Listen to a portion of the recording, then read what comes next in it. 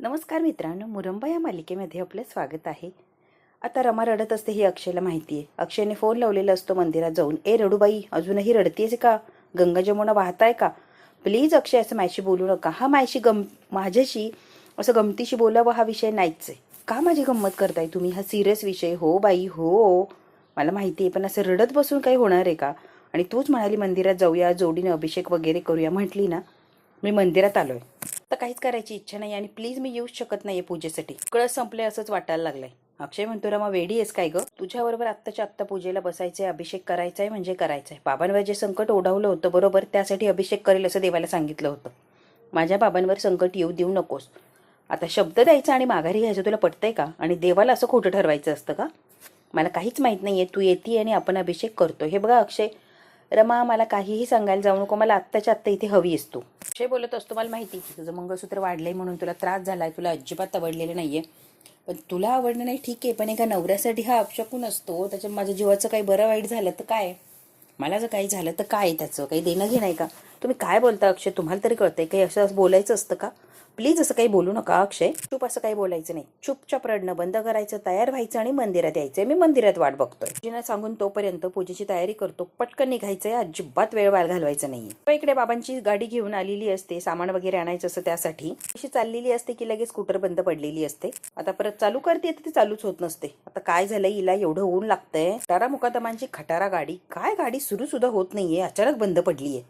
आता ही रेवा बडबड करायला लागलेली असते, काय गाडी आहे ही? सगळे त्रास देतात, आता इथे ही छळतीयेच. मला काय सोडू नका तुम्ही. की चिडचिड करत असते ही रेवा. आणि इकडे शशिकांत मुकादम म्हणतात, स्कूटरच्या पेट्रोलचा पाईप लीक करून ठेवलाय. तिची फजिती होणार म्हणजे होणारच. तर फजिती सुरू झालेली असते. स्कूटर मध्येच बंद पडणार याची गॅरंटी माझी. काय उन्हात ओढतीये स्कूटर, ओढतीये. अभिषेक आणि आनंद आता हसत असतात. इतका आनंद होतो, बाबा सॉलिड प्लॅन केलाय तुम्ही. वरून उन्हाचा तडाखा, हातात बंद स्कूटर आणि आपल्या बाबाचा धमाका. Top top top class plan बनवलाय बाबा, एक नंबर.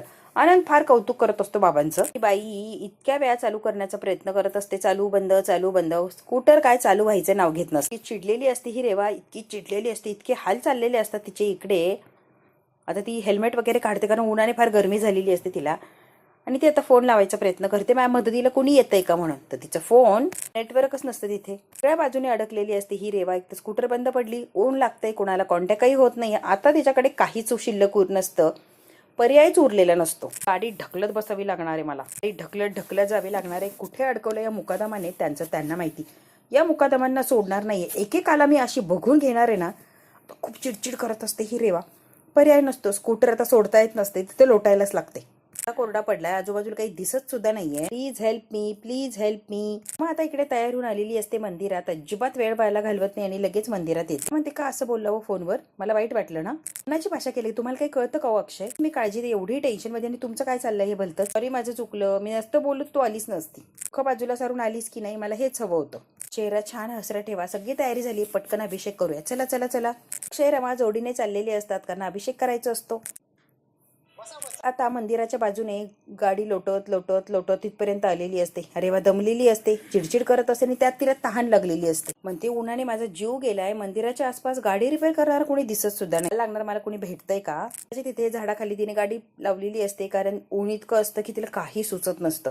आता तिला कोणी मेकॅनिकल भेटतोय का आसपास बघायचं असतं आणि त्यात तिला तहान सुद्धा लागलेली असते. जी म्हणतात, पूर्व तयारी झालीये, जल अभिषेक करूया आणि पूजेला सुरुवात करू. अभिषेकासाठी दोघेही बसलेली असतात आणि थोड्याच वेळात अभिषेकाला सुरुवात होणार असते. शेला लगेच सुरुवात करायला लावलेली असते. तेव्हा अजूनही गाडी घेऊन मंदिराच्या समोरच उभी असते. म्हणते, मला ना आता भयंकर तहान लागलीये, गाडी रिपेअर करायचं बघूया, आधी मला पाणी प्यायचंय. सुकलाय माझा, मला आधी पाण्याची सोय करायला लागणार. मंदिराच्या दिशेने एक एक पाऊल टाकत टाकत टाकत रेवा आतमध्ये चढत चाललेली असते. इकडे तिकडे इकडे तिकडे बघत बघत रेवा ही वर वर येत असते आणि अक्षय आणि रमाचा अभिषेक चाललेला असतो. आनंद त्यांचा अभिषेक वगैरे चाललेला असतो, पण रेवा त्यांच्या दिशेने येते हे त्यांना माहिती नसतं. फार दमलेली असते, फार थकलेली असते. आता ती मंदिराची एक एक पायरी चढत असते, तशी तशी अक्षय रमाच्या जवळ जवळ येत असते.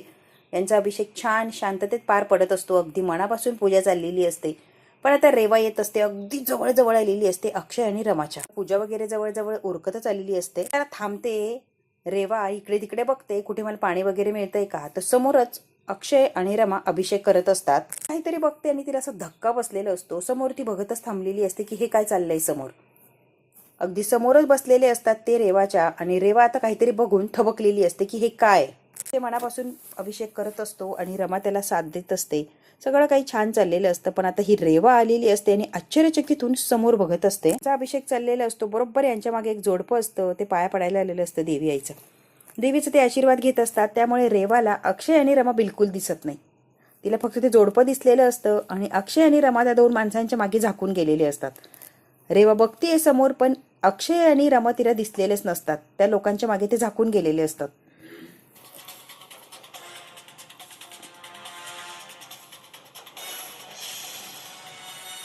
जी म्हणतात झाला झाला, अभिषेक पूर्ण झाला. अजूनही रेवा स्टॅच्यू सारखी तिथेच उभी असते आणि एकटक बघत असते. आता गुरुजी म्हणतात अभिषेक झालाय, अगदी मनापासून व्यवस्थित अभिषेक केलाय तुम्ही, छान छान. तुमचा अभिषेक अगदी देवापर्यंत पोहोचणार आहे. प्रकल्प सुद्धा पूर्ण झालाय, टेन्शन घेऊ नका. रेवा अजूनही तिथेच असते बरं. आणि मिळून देवीला नमस्कार करा. आता जोडीने रमा आणि अक्षय देवीला नमस्कार करणार असतात. म्हणजे अभिषेक संपन्न झाला. पासून देवीला त्याने नमस्कार केलेला असतो. काय इच्छा आहे ती बोलून दाखवलेली असते. सगळे संकट वगैरे दूर होऊ दे, सगळं छान चालू दे. तिच्या मंदिराच्या तिथे जवळच पाणी असतं. तर पाणी पिण्यासाठी ही रेवा वर आलेली असते. तिने काय अक्षय रमाला बघितलेलं नसतं. ती आता पाणी प्यायला चाललेली असते. अक्षय आता देवीला म्हणत असतो माझं स्वतःसाठी काहीच मागणं नाहीये. या रमाने माझ्यासाठी आणि कुटुंबासाठी खूप काही सहन केले, खूप तिने त्रास सहन केलाय. तिला बिचारीला चांगलं ते यश मिळू दे. रमाच्या पाठीशी खंबीरपणे उभं राहा. नेहमी तिला साथ दे. तिला कसलीच काही कमी पडू देऊ नको. तिच्या आयुष्यात आता दुःख येऊ देऊ नको. तिने बिचारीने खूप काही सहन केलंय एकटीनं. मनातल्या सगळ्या इच्छा अपेक्षा पूर्ण कर आणि तिला सुखाने ठेव देवी आई. म्हणत असते काल बाबांच्या खोलीमध्ये जे शॉर्ट सर्किट वगैरे झालंय, जीव घेणा प्रसंग घडलाय बाबांच्या बाबतीत. त्यातून बाबा तर सुखरूप वाचलेत, पण प्लीज देवी आई त्यांना काहीच होऊ देऊ नको. असंच व्यवस्थित राहू दे. आमच्या मुकादम घरावर कुणाचंही काहीही संकट येऊ देऊ नको. कुणाची काळी सावलीच पडू देऊ नको. अक्षय त्याच्या पद्धतीने देवी आईला सांगत असतो आणि रमा तिच्या पद्धतीने देवी आईला सांगण्याचा प्रयत्न करत. तुझ्या कृपेने बाबा सुखरूप आहे हे तर माहितीच आहे, पण इथून पुढे सुद्धा त्यांना सुखरूप आणि व्यवस्थितच ठेव. यासाठी खूप खूप खूप आभारी आहे देवी आई. मी माझ्या पूर्ण कुटुंबाला आणि अक्षयला सुखाच ठेव. त्यांच्याजवळ संकट येता कामा नये. अक्षय आणि माझ्या या पवित्र नात्याला कुणाचीही दृष्ट लागू नये. सौभाग्याचं हे लेणं असंच माझ्याकडे राहू दे. आता तिची इच्छा असते ते देवी आईला बोललेली असते आणि अक्षयला काय वाटतं ते अक्षय सुद्धा बोललेलं असतो. अभिषेकही छान झालेला असतो. एकंदरीत रमा आणि अक्षय छान व्यवस्थित अभिषेक केलेला असतो आणि खूप खुश असतात. काय मागायचंय देवी आईकडे तिने मागितलेलं असतं आणि अक्षयने सुद्धा देवी आईने सुद्धा भरभरून त्यांना आशीर्वाद दिलेला असतो. अजून मात्र रेवा नावाचं संकट टळलेलं नसतं. ती त्यांच्या बाजूलाच उभा राहून पाणी पित असते. तेव्हा आता उन्हाकडे बघत बघत डोक्यावर हात ठेवत ठेवत ती चाललेली असते आणि इकडे अक्षय रमाला म्हणत असतो रमा कोणतंही नातं हे काळजाशी जोडलेलं असतं. डायरेक्ट काळजाची संबंध असतो. अक्षयने रमाचं जे मंगळसूत्र रेवाने तोडलेलं असतं सकाळी ते जोडून आणलेलं असतं आणि हे मंगळसूत्र तुटलं म्हणून एवढी रडत बसली होती ना रडूबाई, बघ मी ते परत व्यवस्थित करून आणलं. सूत्र तुटलं तरी ते नातं काही तुटत नाही, कारण ते घट्ट असतं. मनापासून मनापर्यंत गेलेलं नातं असतं. असंच काही तुटणार नाहीये सहज. कळतंय का? आम्हाला इतकं छान वाटलेलं असतं की माझं मंगळसूत्र परत जोडून आणलंय. खूप खूप खुश असते ती. इतका आनंद झालेला असतो. अक्षय छोट्या छोट्या गोष्टींमध्ये एवढ्या बारकाईने तिचा विचार करत असतो. हे बघून तर आम्हाला अजूनच आनंद झालेला असतो. अक्षयने परत ते मंगळसूत्र जोडलेलं असतं आणि डायरेक्ट तिच्या गळ्यात घालत असतो. तेही देवी आईच्या समोर. इतकं छान वाटत असतं रमाला. ते अक्षयने इतक्या काळजीने आणि प्रेमाने ते मंगळसूत्र जोडून आणलंय. अक्षय म्हणतो कोणी काहीही केलं तरी आपल्यातलं नातं काही संपत नाही आणि आपल्यातलं नातं काही कमी होणार नाहीये. वेडी आहेस काय ग? कुणीही यायचं आपलं नातं तोडायचं इतकं हलकं आणि कच्चं आहे का आपलं नातं? पक्क आणि मजबूत आहे. कोणी काहीही केलं तरी आपल्या नात्याला धक्का लागणार नाहीये. एकमेकांवर विश्वास आहे, एकमेकांवर प्रेम आहे. कुणीही येऊ दे, कशाला घाबरतीयेस? आणि एवढ्याशा गोष्टीवरून एवढा विचार करायची गरजच नाहीये रेवा. अक्षयने इतकं समजून सांगितलेलं असतं रमाला, रेवा नावाच्या संकटाचा तर अजिबात विचार करू नको. तिला असं धुडकावून लावायचं आणि तिचा विचार तर अजिबात करायचा नाही. रमाला सगळ्यात छान वाटलेलं असतं की अक्षयने माझ्यासाठी परत माझं मंगळसूत्र जोडून आणलंय. ती कम्मालीची खुश असते. ही माझ्या आयुष्यातली जागा कधीच कुणीच हिरावून घेऊ शकत नाहीये. उगाच काही विचार करते आणि वाईट वाटून घेते. वेडी आहेस रमा तू. अक्षय रमाकडे एकटक बघत असतो आणि रमा अक्षयकडे एकटक बघत असते. काय ते एकमेकांकडे एकटक बघण्यात मग्न झालेले असतात. इतकी खुश असते की तिला कशाचंच काही भान राहिलेलं नसतं. अक्षय आता तिच्या गळ्यामध्ये मंगळसूत्र स्वतः घालतो, त्यामुळे अजूनच ती भारावून गेलेली असते. अक्षय इतका बारीक विचार करत असतो या रमाचा. रमा जशी प्रत्येकाचा विचार करते, घरातल्या लोकांचा, अक्षयचा, प्रत्येक वेळेला प्रत्येक बारीक बारीक गोष्टींमध्ये तसाच अक्षयने तिचा विचार केलेला असतो. आणि मंगळसूत्रासाठी ती नाराज असते ना, तिचं मंगळसूत्र परत तयार करून आणलेलं असतं. तिला फार छान वाटतं की माझं मंगळसूत्र मला मिळालंय आणि फायनली अक्षयने स्वतः ते गळ्यात घातलंय. खूप खुश झालेलं असतं ते मंगळसूत्र गळ्यात घातल्यावर. देवी आईकडे बघते अक्षय तर कमालीचा खुश असतो आणि हिला इतका इतका आनंद होत असतो. रमाला असते ही खूप पुढे गेलेली असते, म्हणजे खाली उतरलेली असते देवी आईची तिथून पायऱ्या, आणि सहज माघारी वळून बघते तर अक्षय आणि रमा पूजा करताय किंवा एकत्र बसले असं तिला दिसत असतं. तेवढ्या स्पीडमध्ये ही आता परत माघारी यायला लागलेली आहे. परत आलेली असते देवी आईकडे. परत म्हणते रेवा इथे किती गर्दी आहे, गाडी दुरुस्त करायला शोधायचं आहे आपल्याला, तिथे काय टाइमपास करते, चल आधी गाडीवाला शोधायला लागणार तर गाडी आपली दुरुस्त होणार आहे, चल चल चल. रेवा मनाशीच बोलत असते आणि मनाची समजूत काढून परत ती आता माघारी फिरलेली असते. 2 पावलं जरी पुढे आली तरी अक्षय आणि रमा तिला भेटणार असतात. जायला हवंय, आधीच गर्मीने एवढे हाल झालेत, आता इथे थांबण्यात टाइमपास करण्यात काहीच अर्थ नाहीये. चला चला चला. ती स्वतःची समजूत काढते, इथून पटकन निघून गाडी दुरुस्त करूया, आधीच उन्हाने आपले हाल झालेत. रेवा आता विचार करते, मनाची समजूत काढते आणि माघारी निघालेली असते, कारण तिला आता मेकॅनिकल शोधायचं असतो आणि आधी सगळ्यात गाडी दुरुस्त करायची असते. अक्षय अभिषेक वगैरे करून देवीचे आशीर्वाद घेऊन निवांत असे बाकावर बसलेले असतात. अक्षय खरं सांगू का इतकं शांत शांत वाटतंय, रिलॅक्स फील वाटतंय. अक्षय म्हणतो तुला माहिती आहे का रमा, त्याचं समाधान वाटतंय, मंगळसूत्र पुन्हा एकदा योग्य गळ्यात गेले, तेही माझ्या हाताने घातले, त्याचं खूप खूप समाधान वाटतंय आणि खूप छान वाटतंय रमा. आणि त्यातल्या तुझ्या चेहऱ्यावरचा आनंद बघून तर अजूनच छान वाटायला लागलं. आणि जेव्हा तोडलं ना ते मणी बघून असं वाटलं तिच्या कानाखाली देऊ एक. तेव्हाच विचार केला, आज आत्ता मी जर स्वतः तुझ्या हाताने म्हणजे माझ्या हाताने तुझ्या गळ्यात जर मंगळसूत्र घातलं नाही तर मी स्वतःला कधीच माफ करणार नाही.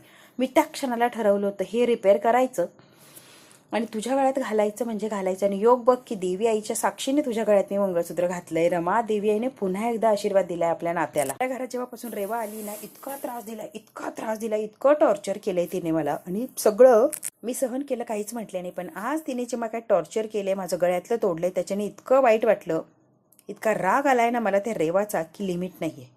काय करावं आणि काय नाही मला सुचत नाहीये. ते रेवाला धडा शिकवायचा आहे म्हणजे शिकवायचाच. आज ती फार क्रूरपणे वागली. कितीही त्रास होते, अगदी आभाळ जरी फाटलं ना तरी सगळं सहन करायची ताकद आहे, तयारी आहे. कळतंय का रमा तुला? अक्षय मुकादम मध्ये सगळं सहन करायची ताकद आहे, लक्षात ठेवा. अश्रू ढाळायचे नाही, $1,000,000 आहेत ते व्हायला घालवायचे नाही, अजिबात रडायचं नाही. कळतंय का तुला? अक्षय आणि रमाने इतका छान वेळ घातलेला असतो या मंदिरामध्ये, इतकं छान वाटत असतं, इतकं सुंदर वातावरण असतं, शांत स्वच्छ असं वातावरण असतं ते. आणि तिथे अक्षय आणि रमा निवांत बसलेले असतात, कोणाची भीती नाही, काय नाही काय नाही. देवी आईच्या आशीर्वादाने अगदी जवळ येऊन रेवा त्यांच्यापासून लांब गेलेली असते, म्हणजे देवी आईची सुद्धा साथ आहेच की. देवी आई सुद्धा भरभरून यांना आशीर्वाद देतीये. देवी आईने रेवा आलेली असते अगदी जवळ तरी हे पकडले गेलेले नसतात. देवी आईची सगळी कमाल असते आणि अक्षय आणि रमा छान असे वेळ घालवत असतात, इतके गप्पा मारतात. घरी त्यांना निवांत वेळ नसतो आणि समोर असून सुद्धा ते बोलू शकत नसतात. रेवा सारखी लक्ष देऊन असते. आता मात्र छान असा वेळ मिळालेला असतो, ते पूर्ण फायदा करत असतात. छान निवांत अशा गप्पा चाललेले असतात, इतक्या गप्पा असतात की ते गप्पा संपायचं नावच घेत नसतं. जर राज्याचा राजा असतो आणि तू जर माझी राणी असती ना रमा, राणीला जो कोणी रडवेल ना त्याला मी कडेलोटाची शिक्षा ठोठावली असती. रमा इतकी हसायला लागते, काय कडेलोट वगैरे, काय राजा वगैरे, काय चाललंय अक्षय? जे अश्रू व्हायला जाऊ दिले नसत्या, कडेलोट केला असता त्या व्यक्तीचा, पण तुझे अश्रू काय व्हायला जाऊ दिले नसते, असे सांभाळून ठेवले असते. रमा इतकी हसत असते, काहीही बोलू शकता तुम्ही, काहीही बोलू शकता, काहीही विचार करू शकता. काय अक्षय, काही म्हणजे कसं, माझी राणीच तू आणि मी तुझा राजा. खूप छान वाटत असतं अक्षय बरोबर वेळ घालवून, हसून. विचारांची देवाणघेवाण झालेली असते. अक्षयला काय वाटतं, रमाला काय वाटतं, सगळं सगळं काही छान आणि व्यवस्थित चाललेलं असतं. ते म्हणतो रमा चला हे सगळं बाजूला राहू दे, गंमत वगैरे, आपली परीक्षा काही संपलेली नाहीये, परीक्षा चालूच आहे, बरोबर ना? आता आपल्याला परीक्षेसाठी स्वतःला तयार करायचे अगदी खंबीरपणे. नवीन केलेलं मंगळसूत्र रेवाला कळतं कामा नये, आता लक्षात घ्या, काही झालं तरी तिला कळायला नाही पाहिजे. आता रेवाला हे मंगळसूत्र दिसलं नाही पाहिजे असं अक्षय म्हणतो. रमाने ते आतमध्ये टाकलेलं असतं साडीच्या आणि पदर घेतलेलं असतं ते लपवलेलं असतं. अक्षय म्हणतो हो हो हो, लपलंय लपलंय रमा, मंगळसूत्र लपलंय. रमा म्हणते छान आहे ना, हो हो छान. अशीच पदर घेणार आहेस का, मग तिला याची शंका येणार नाही, अशी का पदर घेऊन फिरतीयेस? तिला शंका येणार, ती रेवा काय चीज आहे माहिती ना, काढून ठेवणार नाही म्हणजे नाही. आता ही रमा ऐकायलाच तयार नसते, हट्टीपणा करत असते. समाधानासाठी तुला जे योग्य वाटेल ते तू कर ग बाई. लपलंय लपलंय दिसत नाही, छान लपलंय. अक्षय गंमत करत असतो रमाची, आणि रमा मंगळसूत्र काढून ठेवणारच नाही असा हट्ट पकडून असते. जर ते मंगळसूत्रापर्यंत जातच नाही ग, तर गोड चेहरा समोर आहे आणि आता काय मंगळसूत्र बघणार आहे मी, काय बोल बरं तू. त्याकडेच लक्ष आहे माझं, ते मंगळसूत्राकडे नसतं. आता रमाने परत तंबोरा फुगवलाय की माझ्या मंगळसूत्राकडे लक्षच जात नाही, काय तर म्हणजे चेहराच बघतो. ते म्हणतो लपो लपो ते मंगळसूत्र दिसतंय ग बाई, लपो लपो. आता रमाची परत खेचायला लागलेला असतो. रमा आता रागाने बघते अक्षयकडे, एवढं काय चाललंय माझ्या डोक्यात टेन्शन, यांना काय हसी मजाक सुचतोय. प्रत्येक वेळेला टेन्शन दूर करण्यासाठी हसायलाच पाहिजे का, काहीतरी वेगळं बोलायलाच पाहिजे का. आता रमाने तंबोरा फुगवलेला असतो. आता फायनली ते घरी आलेले असतात आणि आता संध्याकाळ झालेली असते. सगळ्यात महत्वाचं, घरी आलेले असतात आई, आजी आणि आरोही. पळत आलेली असते आणि घट्ट अशी मिठी मारते रेवाला, आरोहीला. आणि कशी आहेस बाळा तू? आई मी खूप खुश आहे, तू कशी आहेस? खूप लाड करत असते आरोहीचे. मी मस्त आहे, तू कशी आई सांग की. आणि आजीचा आशीर्वाद वगैरे घेतलेला असतो. छान असं वातावरण असतं, शांततेत सगळं चाललेलं असतं. शशिकांतने त्यांचे बॅग्स वगैरे आणलेले असतात बाहेरून. आता आरोहीचं नाटक सुरू झालेलं असतं. आल्या आल्या लगेच नाटकाला सुरुवात करते. रेवाई रेवाई जोरात किंचाळते. अगं ए रेवाई. शशिकांत म्हणतो अजून जोराने ओरड. ए रेवाई. आले ग बाई आले, का ओरडतीयेस? आले मी आले. स्वयंपाक करत असते तशीच पळत आलेली असते. कशी आहेस? मी छान आहे, तू कशी आहे बाळा? मी पण छान आहे, तू बरी आहेस ना आई? हो बाळा. आजी म्हणते रेवा तुला काही मॅनर्स वगैरे आहेत की नाही ग? मोठी माणसं आलीत बाहेरून, इतक्या दिवसात ना आली आहे, आदर तिथे तर सोड, निदान पाया तर पडशील. अगं पाया पडून एवढी तरी फॉर्मॅलिटी कम्प्लीट कर ना रेवा. तर म्हणतो छे छे छे. सॉरी आई आजी, माझ्या लक्षात नाही आलं, सॉरी. नमस्ते आई आजी. आता आई आजीचा नमस्कार केलेला असतो. शशिकांतचा सुद्धा लगेच नमस्कार करून घेते. अगं माझं कशाला ग रेवा? आई आजी म्हणतात रेवा या घराची कर्तबगार सून म्हणून परीक्षा द्यायची ना, मग परीक्षेत पास होण्यासाठी काय काय करतात तुला माहित नाहीये काय रेवा? कर्तबगार सून म्हणली की तसं कर्तव्य निभवायचं की, तसं वागून दाखवायचं ग. छान असं वागून दाखवायचं, काहीतरी करून दाखवायचं. कळतंय का तुला रेवा? आज व्हायचंय ना, एवढ्या उन्हातून आलो, एवढं दमून आलो, इतक्या लांबून आलो, पाणी वगैरे देणार की नाही? कोण आणणार आहे पाणी आमच्यासाठी?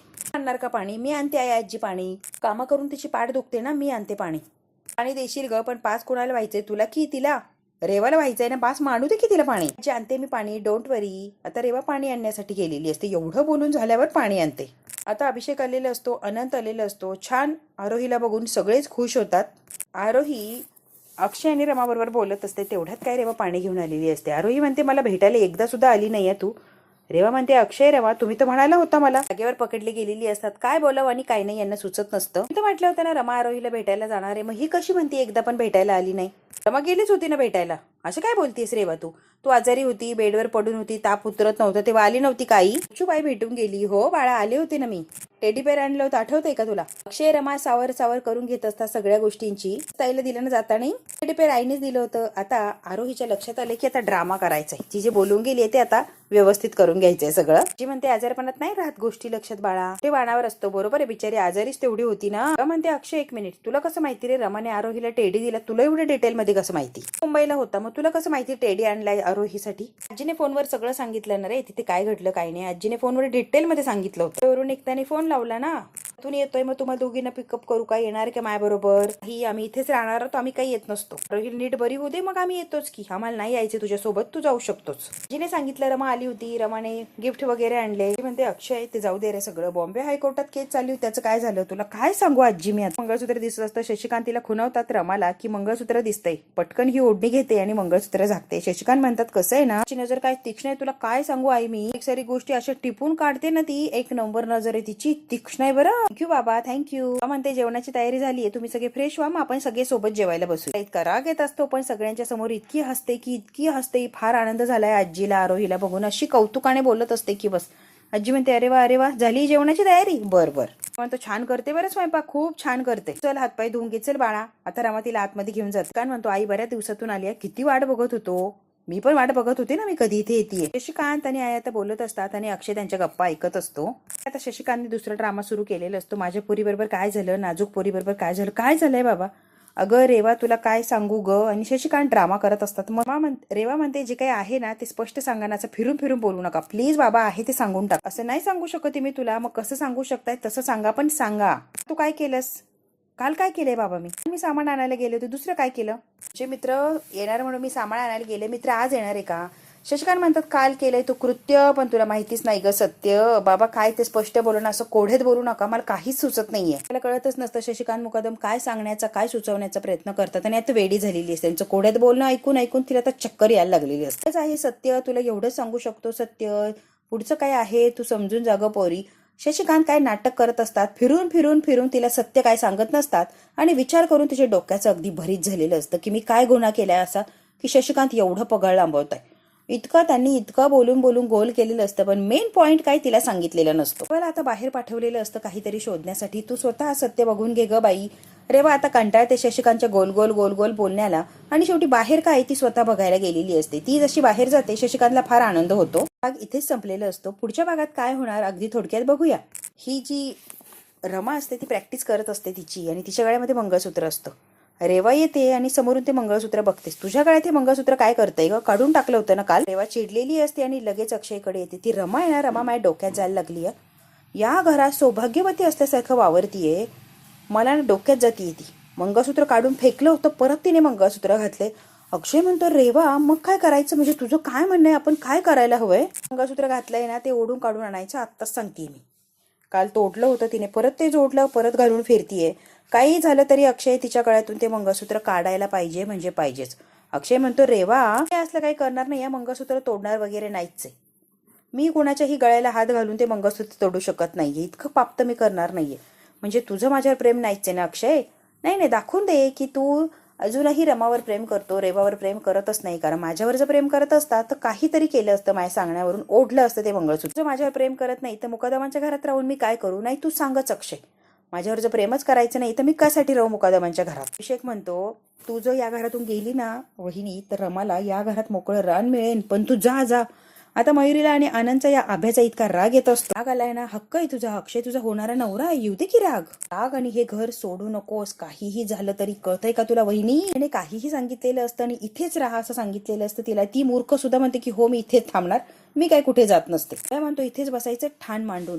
मयुरीला आणि आनंदला असा राग आलेला असतो. बघू आता या दोघांना जो राग आलाय तो कशा पद्धतीने ते शांत करतात आणि आभ्याला कशी अद्दल घडवतात. कशासाठी या रेवाला इथे थांबवलं आणि रेवा इथे थांबणार की त्या मंगळसूत्रावरून तमाशा करणार, हे जर बघायचं असेल ना मित्रांनो तर बघायला लागणार आहे आपल्याला पुढचा भाग. हा भाग तर इथेच संपतो. व्हिडिओ आवडल्यास लाईक शेअर सबस्क्राईब नक्की करा. धन्यवाद मित्रांनो.